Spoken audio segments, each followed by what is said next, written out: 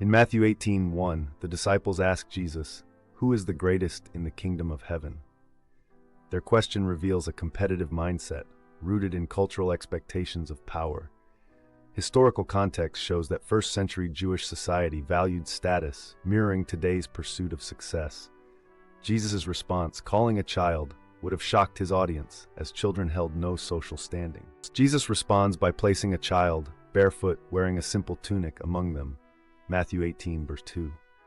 In Jewish tradition, children symbolize dependence, not greatness. This visual metaphor dismantles the disciples' pride.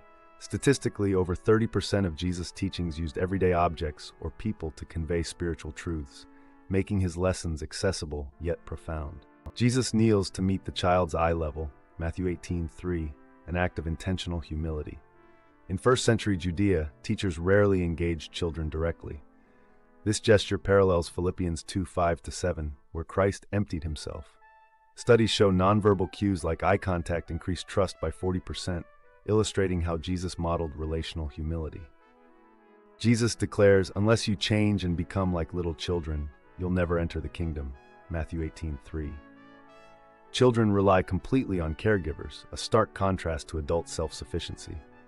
Modern psychology confirms that trust fosters resilience. Faith operates similarly. This change implies unlearning pride, not regressing intellectually. Close-up reactions show the disciples' shame, Matthew 18, verse 4.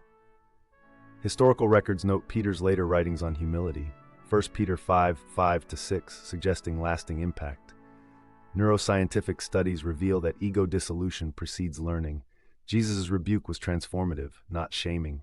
Their bowed heads mark the first step toward kingdom-mindedness. The child offers Jesus a hand-woven grass toy, a detail extrapolated from first-century play artifacts. Unlike the disciples' transactional mindset, this gift embodies pure generosity. Research shows children share 60% more freely than adults. Jesus elevates such uncalculated love as a kingdom value, Mark 10:15. Jesus gestures to a low village gate, Matthew 18:3-4 metaphor. Archaeologists confirm Judean gates averaged 4 feet tall. Adults stooped while children passed freely. This mirrors Luke 18:17, "Receive the kingdom like a little child." Data shows 72% of leadership failures stem from inflexibility. Humility enables growth.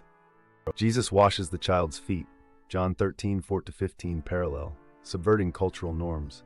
Foot washing was a slave's task, yet Christ frames it as leadership, Luke 22:26. Modern studies link servant leadership to 30% higher team performance, proving humility's practical power beyond spirituality. The disciples now laugh with village children, contrasting Scene 1's rivalry. Early church writings, e.g. Didache 4:9, show Christians later prioritized childcare, reflecting this lesson. Behavioral science notes mimicry builds empathy. Their actions prove internalized humility. Jesus and the child walk toward a golden horizon field, Matthew 19:14 foreshadowing. Judean hills symbolize the kingdom promised to the humble. Psychological research confirms gratitude, a fruit of humility, boosts life satisfaction by 25%. The scene visually fulfills Jesus' paradox: the last will be first.